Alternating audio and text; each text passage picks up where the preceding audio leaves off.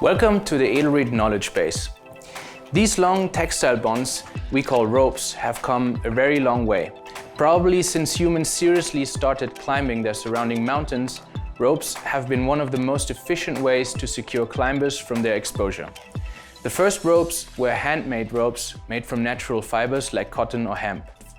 Then in the 1940s and 50s, the revolutionary introduction of the synthetic fiber nylon, together with the Kernmantle construction introduced by EDELRID in 1953, made it possible to get lighter and safer ropes. Today, climbing ropes have advanced to a technical level where it is almost impossible in a real-life situation that a rope will fail due to an overload. However, every year accidents of severed ropes are recorded and climbers get hurt or even die. So the question is, why does this happen? One of the, if not the first, to document and analyze accidents caused by severed ropes was safety research pioneer Piet Schubert in the 1960s. Later, the German Alpine club DAV continued his work. In the below statistics, we put together all known accidents caused by the severed ropes in a climbing scenario, merging the DAV statistics with documented accidents by the American Alpine Journal, as well as the accidents known to EDELRID.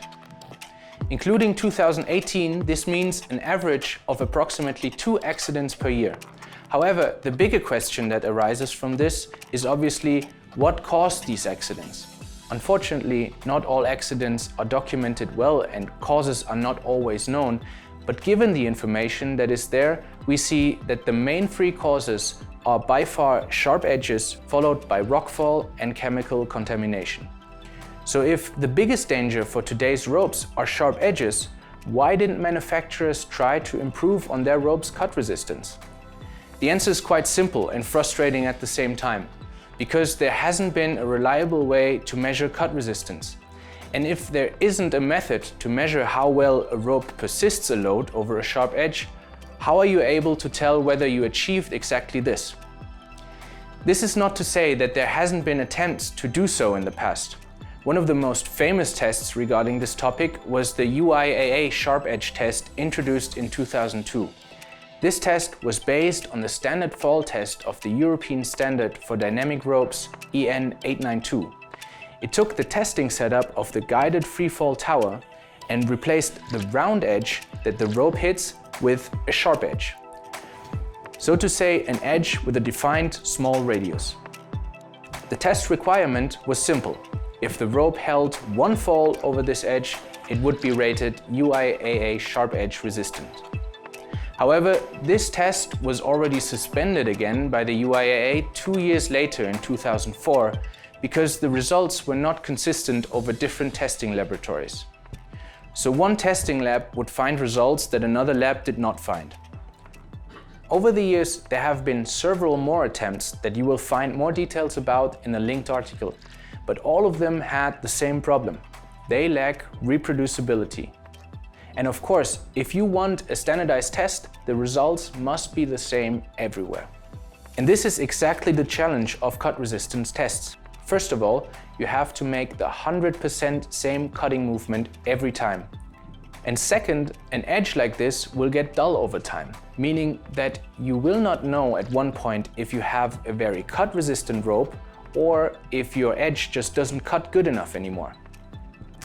5 years ago, we made our own attempt to tackle this problem. 5 years already says that it wasn't a simple process, and you can find a detailed description of the journey again in the article below.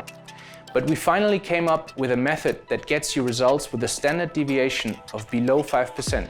So this is the machine. The principle here always is control as much parameters as possible and make the cutting action as reproducible as possible. So you see, it is basically a static setup. To remind you, dynamic setups are not really nice to control. The test specimen is put in the machine with a given angle of 120 degrees and is fixed on both sides with these rope clamps. Now, the heart of this machine is the cutting wheel here that has a defined structured surface and is made out of a specialized hardened steel that does barely get dull. While it is turning to cut the specimen, it is cleaned on the other side. Now, on the machine, you can adjust for a certain load, meaning that the machine will tension the rope accordingly. Then the wheel will spin on a given speed, and what the machine measures now is the length on the wheel until the rope fails in centimeters. The longer the rope travels on the wheel, obviously the more cut resistant it is. Now let's see the whole thing in action. Like I said, with this test we achieved for the first time to have a cut-resistant test for textiles that can be called reproducible and allows to compare different ropes with each other. The importance to judge the cut resistance of our ropes is quite imposing looking at the causes of accidents. The current data a manufacturer has to publish about their ropes, like for example the weight, might help sometimes to choose a rope for a specific endeavor, but it doesn't tell you anything about the safety of your rope really. In this little series, we will explore the hows and whys of cut resistance of ropes and try to understand what influences cut resistance of ropes and what conclusions should we draw from this. Enjoy!